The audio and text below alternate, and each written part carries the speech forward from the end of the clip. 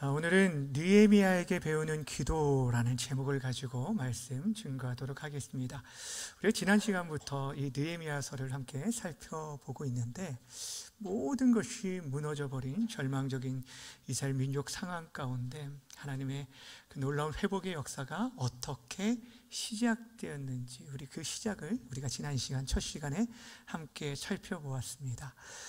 그 시간은 다름 아닌 하나님의 마음을 가진 한 사람 느헤미야의 관심과 눈물과 기도를 통해서 비롯되었다라는 것을 함께 나누었습니다. 예루살렘의 형편을 듣고 이 느헤미야는 하나님 앞에 슬피 울었지만 그는 주저앉아 탄식만 하지 아니하고 그 모든 문제를 사람 앞에가 아니라 하나님 앞에 가지고 나아가 금식하며 기도했다라는 것입니다. 여러분, 다시 한번 기억하시길 바라는 것은 우리의 눈물이 기도로 이어질 때 하나님의 역사가 시작된다라는 사실입니다. 우리들은 기도보다 다른 것들이 앞서야 한다라고 생각하는, 그렇지 않습니다. 여러분, 정말 아무리 강조해도 지나치지 않는 것, 그 불존심이 아니라 기도하는 삶입니다. 여러분, 우리의 삶을 한번 보세요. 제가 여러분들이 늘 강조하는 것 중에 하나가 뭐냐면, 우리 그리스도인들이 누리는 최고의 복 한 가지를 뽑으라고 한다면 그것은 하나님을 우리의 아빠, 아버지로 부를 수 있다라는 사실입니다. 그 안에서 우리가 하나님 앞에 기도할 수 있는 놀라운 특권을 가지게 되었다는 거예요. 여러분, 이 특권이 얼마나 귀한 것입니까? 아무나 주어진 특권이 아니라는 거예요. 그럼에도 불구하고 우리 그리스도인들이 이 땅에서 왜 그렇게 곤고하고 고통과 어려움 가운데 하나님의 능력과 역사를 경험하지 못하는가? 여러분, 우리가 우리의 믿음의 선배들보다 지식이 없어서일까요? 우리가 열정이 부족해서일까요? 그렇지 않습니다. 성경 우리에게 분명히 말씀합니다. 야고보서 4장 2절에 보시면 너희가 얻지 못함은 구하지 아니하기 때문이라고 말씀하고 있어요. 기도의 권세를 주셨음에도 불구하고 우리가 기도하지 않으므로 하나님의 그 부유하심과 능력을 경험하지 못한다라는 것입니다. 여러분, 한번 생각해 보세요. 우리가 얼마나 기도하지 않는지. 여러분, 우리들이 오늘날 몸이 아프면 기도하기보다 어디를 먼저 찾습니까? 병원을 찾죠. 요즘은 병원보다 인터넷을 먼저 찾는답니다. 내 병이 어떤 건지를 먼저 검색을 한다라고 얘기합니다. 여러분, 또 어떻습니까? 사람들이 경제적으로 어려움을 당하면 여러분, 하나님께 간구하기보다 어디를 찾냐면 요즘은 동사무소를 찾는데요. 무엇을 말하냐면, 여러분, 우리들이 병원을 찾는 것이나 어떤 정부의 그런 도움을 받는 것이 잘못됐다는 얘기가 아닙니다. 우리들이 기도하기에 앞서서 여러분, 다른 것들을 의지한다는 것은 이미 우리의 심령이 하나님을 의지하지 않는다는 것을 확연하게 보여주고 있는 것이에요. 지난주에 살펴봤던 것처럼 여러분, 이 느헤미야는 왕의 술관으로서 높은 지위에 있었습니다. 왕의 신뢰를 받는 그런 신하였기 때문에 그는 마음만 먹으면 얼마든지 왕에게 먼저 도움을 청할 수도 있었을 거예요. 근데 그는 그 문제 앞에서 사람을 찾기보다 먼저 하나님을 찾고 하나님 앞에 엎드렸다라는 것입니다. 여러분, 오늘 본문은 이 느헤미야가 그 하나님께 어떻게 기도했는지 그 기도의 구체적인 내용들을 소개해주고 있는데, 사실 11절까지의 내용이 느헤미야의 기도입니다. 네, 사실은 이 본문을 11절까지로 잡았다가 이 5절 말씀을 이 한 주간에 기도하면서 계속 이 5절 말씀에 머물렀어요. 이 한 말씀, 우리가 하나님이 어떤 분인지를 알고 기도하는 것이 너무너무 중요하겠다라고 해서 오늘과 다음 주에 이 기도의 느헤미야의 기도를 또 함께 나누려고 합니다. 특별히 오늘 느헤미야가 기도를 시작하면서 하나님을 어떻게 부르었는지를 우리가 주목해 보셨으면 좋겠습니다. 왜 이것이 중요하냐면, 우리가 기도하는 대상인 하나님이 누구인지를 바로 알고 그 성품에 의지하여 기도할 때 우리의 기도가 온전히 상달되어지고 온전한 회복을 경험할 수 있기 때문입니다. 하나님을 아는 것이 너무너무 중요해요. 이런 얘기가 있습니다. 한 번은 알렉산더 대왕이 전쟁을 승리로 이끈 후에, 크게 승리한 후에 자신과 함께 싸우고 도왔던 이 참모들에게 한 가지씩 그 소원을 들어주겠다라고 얘기합니다. 이때 오랜 전쟁 때문에 어떤 신하는 휴가를 요구했고 또 고향까지 가는 경비를 요구했고 어떤 신하는 집 한 채를 요구했어요. 근데 내닉이라는 이 참모가 이 알렉산더에게 이렇게 얘기했습니다. 왕이시여, 왕이 정복한 나라 중에 한 나라를 저에게 주십시오. 뜻밖의 굉장히 당돌한 이 요청에 모든 사람들이 놀랐는데 그때 이 알렉산더 대왕이 이렇게 말했다는 거예요. 나라 하나를 그대에게 주겠소. 그대는 내가 나라 하나쯤 띄워줄 수 있는 위대한 사람이라는 것을 믿었기에 나도 그대에게 호의를 베풀겠소 라고 말했다는 거예요. 여러분, 무엇을 말하고 있는지 아십니까? 우리가 기도할 때도 우리의 기도의 대상인 하나님이 어떤 분인지를 바로 알고 기도하는 것이 그만큼 중요하다라는 것입니다. 사랑하는 여러분, 우리의 기도가 응답되는 것은 우리의 지극정성에 있는 것이 아닙니다. 우리의 간절함에 있는 것이 아닙니다.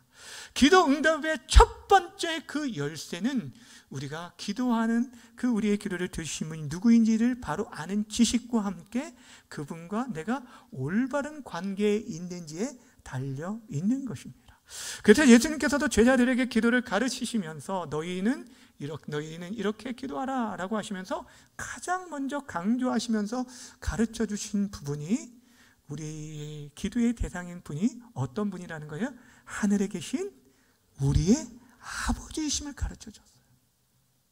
그 자녀들을 향한 한없는 사랑을 가지신 하나님, 그분이 우리의 아버지 되심을 믿고 간구하도록 가르쳐 주신 것입니다. 오늘 우리가 본문 말씀을 통해서 느헤미야가 기도할 때 하나님을 어떤 분으로 믿고 기도했는지를 우리가 함께 배우면서 우리도 하나님을 바로 알고 기도할 수 있는 우리 모두가 되어지길 바랍니다. 자, 그렇다면 오늘 본문에서 느헤미야는 하나님을 어떤 분으로 믿고 간구했는지 세 가지를 살펴보려고 하는데, 첫 번째, 느헤미야가 믿은 하나님은 크고 위대하신 하나님이셨습니다. 5절 말씀 함께 읽겠습니다. 시작.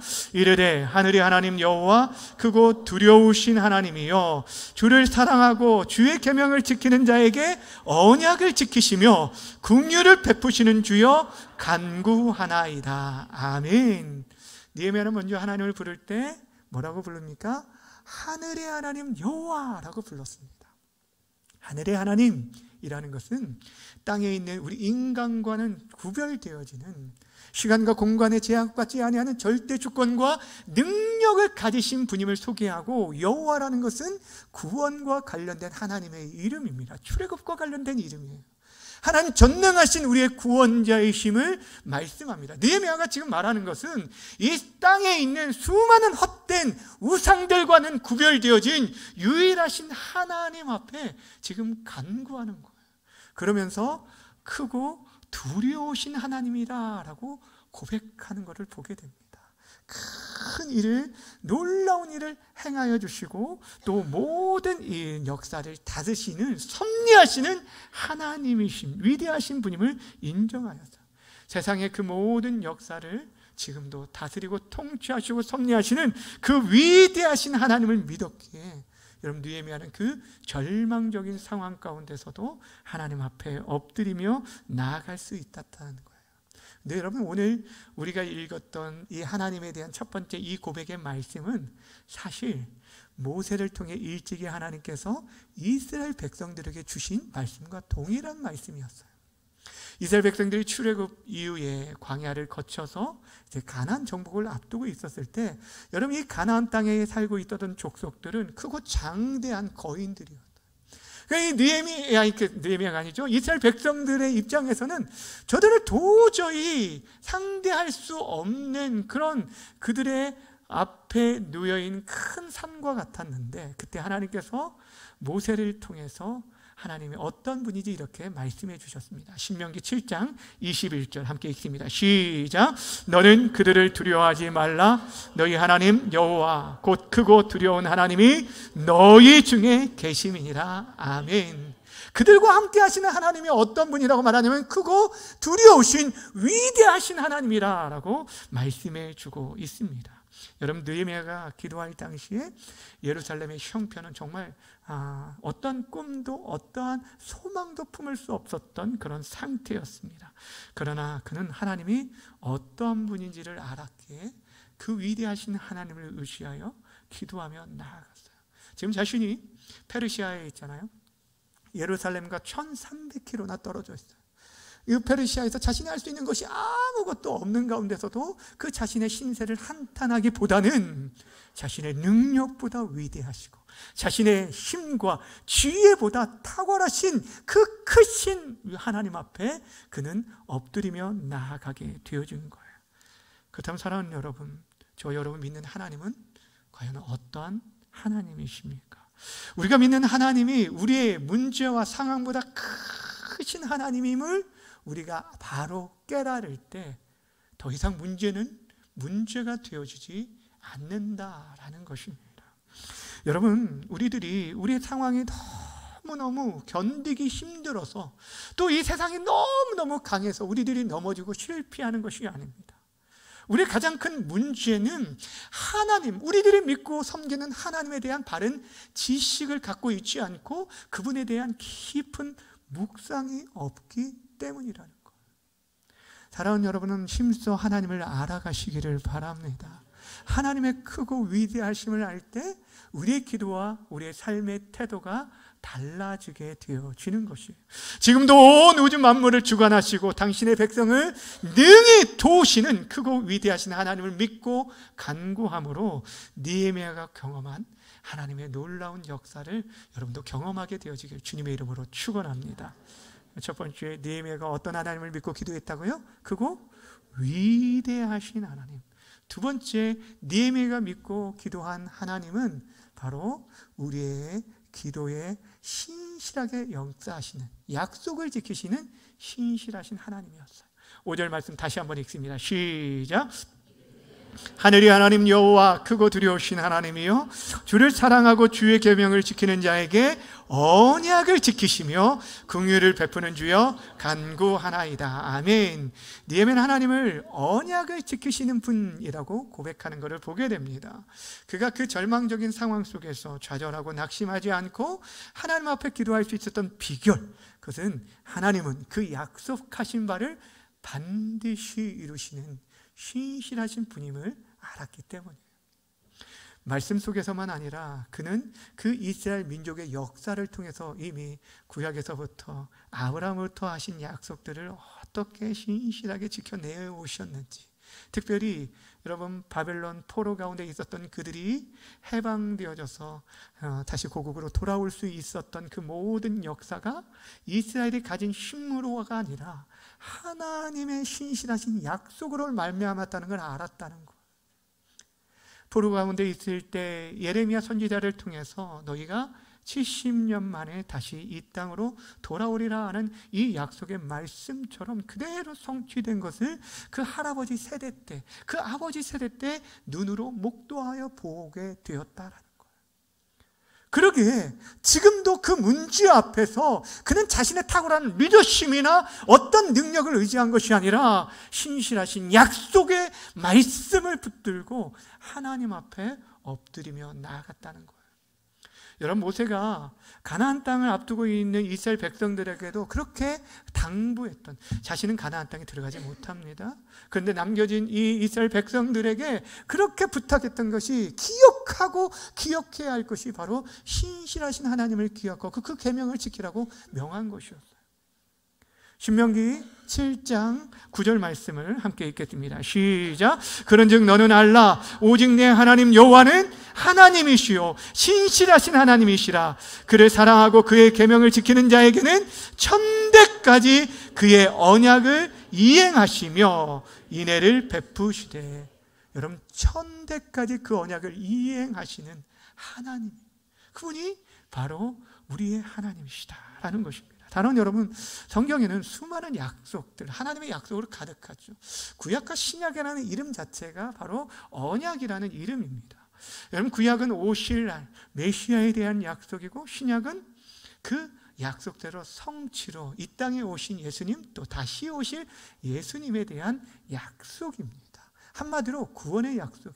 근데 중요한 것은 그 구원의 약속이 이스라엘 백성들만을 위한 약속이 아니라 이 땅을 살아가는 오늘 우리에게도 해당되어지는 약속의 말씀이라는 거예요.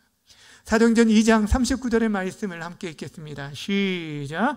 이 약속은 너와 너희 자녀와 모든 먼데 사람 곧 주 우리 하나님이 얼마든지 부르시는 자들에게 하신 것이라 하고. 아멘. 그렇습니다. 여러분, 하나님의 약속은 오늘을 살아가는 우리에게도 동일하게 주어진 약속이라는 것입니다. 그러므로 우리의 믿음이 흔들리거나 우리의 구원이 희미해질 때마다 우리가 붙들어야 할 것은 다른 것이 아니라 하나님의 약속의 말씀이에요.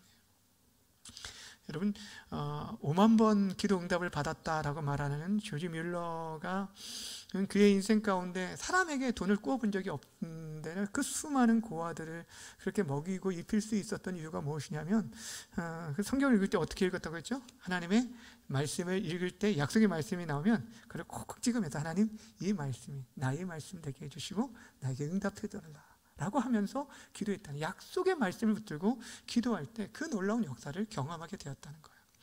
여러분, 존 버년이 쓴 유명한 철로 역정이라는 책을 읽어보신 분이 계실 텐데, 그 내용 가운데 이 그리스도인과 소망이라는 이 두 사람이 길을 가다가 절망이라는 거인에게 붙잡히게 되어서요, 지하 감옥 의심의 성이라는 곳에 갇히게 됩니다. 아주 절망적이고 빠져나올 수 없는 그런 상황에 있을 때 이 그리스도인이 가슴속에서 하나 뭔가를 딱 꺼내게 되는데, 그게 뭐였냐면 약속이라는 열쇠를 꺼내게 됩니다. 그리고 시험삼아 문을 여니까 문이 열리게 되는 거예요. 그러면서 의심의 성에 있던 문들을 만날 때마다 그 열쇠를 꺼내므로 그 문들이 열려서 결국에 그 성을 빠져나왔다라는 얘기입니다. 다른 여러분, 우리도 마찬가지입니다. 우리의 삶에 절망과 낙심의 문제를 만날 때 필요한 것은 다른 게 아니에요. 하나님의 신실하신 약속의 말씀을 붙들고 기도하며 나아가는 것입니다. 사랑하는 여러분, 하나님의 약속을 믿는 자는 그 구원의 은혜를 풍성하게 누리게 되어집니다. 오늘 살아가는 우리들, 내일에 대한 불확실함들, 또 불안함들 속에서 우리들이 정말 붙들어야 할 것은 다른 것이 아닙니다. 하나님이 우리와 늘 함께 하신다는 그 신실한 약속입니다. 두려워 말라, 내가 너와 함께 함이니라. 놀라지 말라, 나는 내 하나님이 됨이니라. 내가 너를 굳세게 하리라. 참으로 너를 도와주리라. 참으로 나의 의로운 오른손으로 너를 붙들리라. 여러분, 이 약속의 말씀을 붙들고 담대하게 살아갈 수 있는 우리 모두가 되어지길 주님의 이름으로 간절히 축원합니다. 여러분, 느헤미야가 믿고 찾았던 하나님, 첫 번째는 크고 위대하신 하나님이요, 두 번째는 약속을 지키시는 신실하신 하나님, 그 세 번째 마지막으로 이 하나님은 어떤 하나님입니까? 긍휼이 풍성하신 자비하신 하나님이라고 고백하고 있습니다. 5절 말씀 다시 한번 읽습니다. 시작. 이르되 하늘의 하나님 여호와 크고 두려우신 하나님이요, 주를 자랑하고 주의 계명을 지키는 자에게 언약을 지키시며 긍휼을 베푸시는 주여 간구하나이다. 아멘. 이번에는 하나님을 긍휼을 베푸시는 주라고 고백하는 것을 보게 되죠. 근데 사실 여러분, 이스라엘 백성들의 입장에서는 사실 하나님 앞에 긍휼을 구할 만한 그런 자격이 없는 자들이었어요. 그들이 이미 하나님과의 맺어진 그 언약을 깨트린 자였어요. 여러분, 이 언약이라는 것은 두 사람이 맺는데 한 사람이라도 그 언약을 깨면은 이 언약은 사실 다 깨어진 건 마찬가지예요. 그런데도 불구하고 하나님께서는 그들에게 늘 신실하게 대하셨죠. 그래서 그들이 귀환하고 성전이 회복되어지는 놀라운 은혜를 경험했는데도 불구하고 이스라엘 백성들은 자신의 삶의 안위만을 추구하게 되어졌어요. 하나님의 성이 지금 성문이 불타버리고 황폐해진 가운데 있는데도 불구하고 그거에 대해서 전혀 무관심한 채, 다시 말하면 하나님의 크신 은혜를 받았음에도 불구하고 그 은혜에 합당한 삶을 살지 않았다라는 거예요.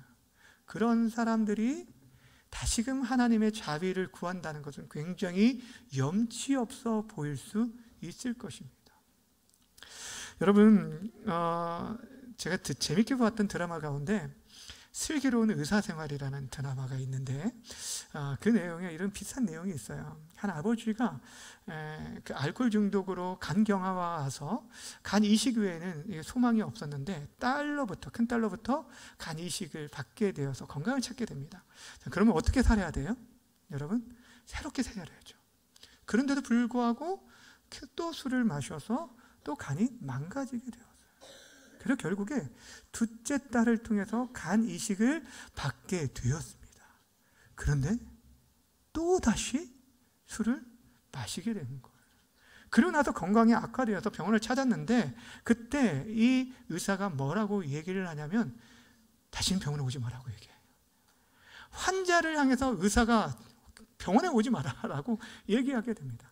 딸이 생명을 걸고 준 그 간을 그렇게 가볍게 여긴 사람은 치료받을 가치가 없다라는 그런 틀로 얘기하게 됩니다. 근데 여러분, 이 이야기가 단순히 여러분 드라마 속의 이야기만일까요? 저와 여러분들은 정말 어떻습니까? 우리의 모습은 어떻습니까?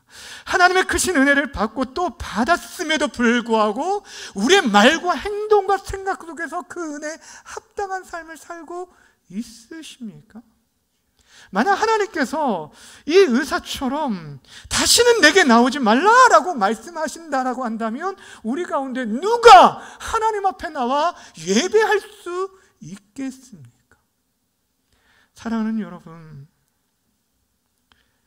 우리가 기억해야 할 것은 우리 하나님은 우리가 넘어지고 실패하고 쓰러져도 다시금 하나님을 찾는 자에게 하나님 긍휼과 자비를 베풀어 주시는 사랑의 하나님이라는 사실입니다.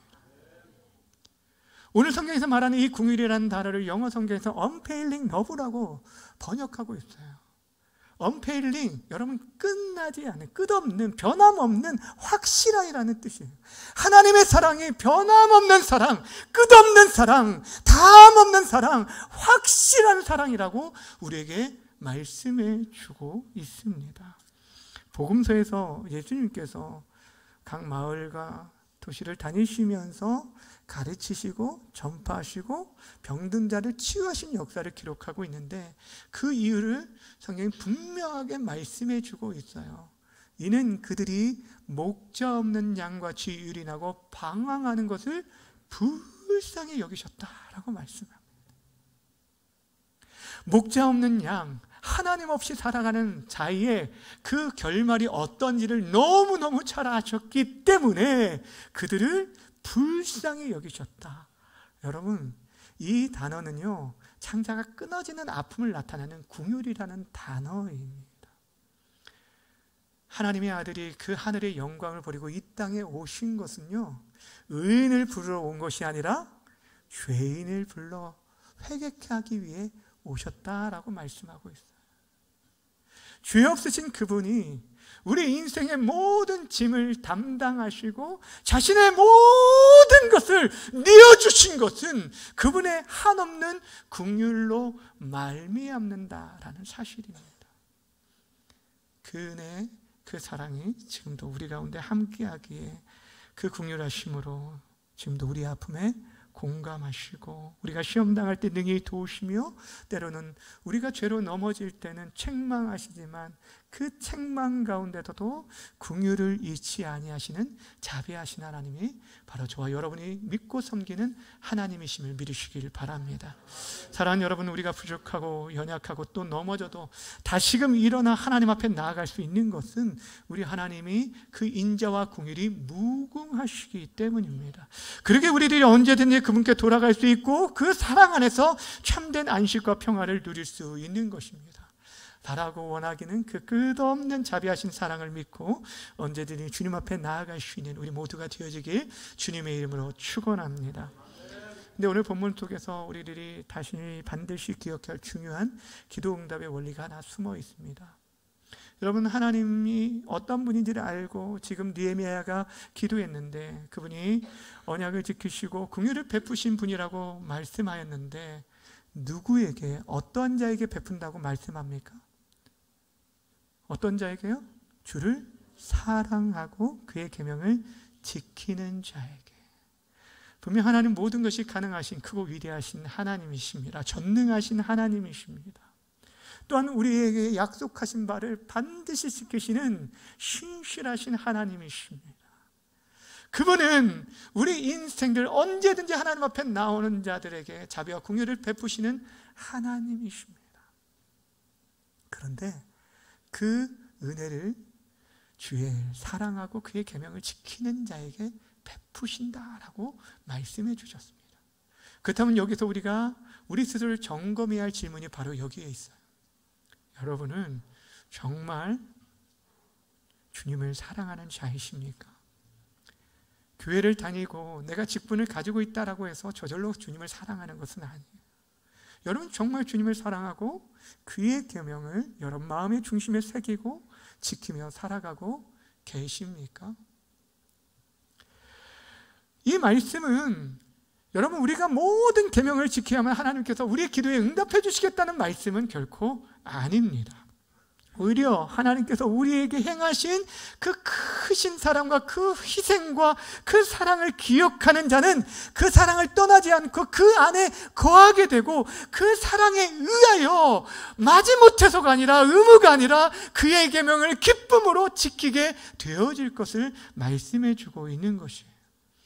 우리 주님도 그래서 이러한 비슷한 얘기를 하셨습니다. 요한복음 15장 7절 말씀입니다. 함께 읽습니다. 시작. 너희가 내 안에 거하고 내 말이 너희 안에 거하면 무엇이든지 원하는 대로 구하라. 그리하면 이루리라. 아멘. 무엇이든지 원하는 대로 구하라. 그리하면 이루리라. 우리가 참 좋아하는 말씀인데 그 앞에 주어진 전제된 말씀을 우리가 간과해서는 안 된다는 거예요. 너희가 내 안에 거하고 내 말이 너희 안에 거할 때, 즉 주님을 사랑하고 그분의 말씀 우리 안에 있을 때 우리는 그 기도의 은혜들을 경험하게 되어질 것입니다. 주님 사랑하는 여러분, 오늘 우리는 느헤미야의 기도를 통해서 중요한 영적 교훈들을 배우게 됩니다. 여러분이 여러분의 기도가 정말 응답되기를 원하십니까? 그렇다면 하나님이 누구신지를 먼저 바로 알고 그 성품에 의지하여 기도하시기를 바랍니다. 세 가지 이 한 주간에 기도하실 때 빠지지 말고 하나님 위대하신 하나님, 또 어떤 하나님이요? 신실하신 하나님, 그리고 자비하신 하나님, 이 하나님을 부르고 기도하시기 바랍니다. 지난 한 주간 이 5절 말씀만 계속 붙들고 기도하면서 얼마나 하나님께서 세밀하게 응답하시고 역사하신지를 많은 그런 은혜를 경험하게 되었습니다. 여러분 이 한 주간에 그런 시간들이 되어주기를 축복합니다. 주 안에 사랑하는 여러분, 우리 기도의 응답은요 여러분의 열심에 있지 않습니다. 40일 작정 기도에 있는 것도 아니고 금식 기도를 해야만 응답받는 것이 아닙니다. 우리에게 필요한 건 오직 하나예요. 우리를 사랑하셔서 독생자를 내어주신 하나님의 사랑을 받아들이고 그 사랑 안에 살아가는 것입니다. 하나님을 사랑하는 자와 하나님을 이용하는 자는 다릅니다. 나의 필요를 위해서만 찾는 자가 아니에요. 잠시 우리에게 어떤 쉼이 필요해서 이 주일에 우리가 하나님 앞에 나와 예배하는 게 아닙니다. 하나님 우리에게 요구하시는 것은 우리의 모든 삶이에요. 우리가 철저히 우리의 모든 삶, 우리의 주인 되신 하나님을 인정하고 그분 앞에 겸손하게 엎드리며 나아가기를 원하신다는 거예요. 그리할 때 우리가 구하고 생각하는 모든 것에 더 풍성하게 능히 응답하시는 하나님을 경험하게 되어질 것입니다. 그런 은혜를 경험하며 살아가는 이 한 주간이 되어주기를 주님의 이름으로 간절히 축원합니다. 기도하겠습니다. 좋으신 하나님 감사합니다. 우리에게 기도를 가르쳐 주신 거 고맙습니다. 하나님 크신 하나님이시요 우리의 간구에 응답하시되 약속하신 바를 능히 이루시는 신실하신 하나님이시며 우리가 어떠한 상황 가운데서도 주의 보혈을 의지하며 나아갈 때마다 우리를 한없는 사랑과 자비와 인자로 긍휼히 여기시는 하나님이심을 믿고 간구하여서 하나님과 더욱더 친밀한 교제 가운데 승리하는 주의 사랑하는 모든 성도들 되게 하여 주옵소서. 감사드리며 예수님의 이름으로 기도하옵나이다. 아멘.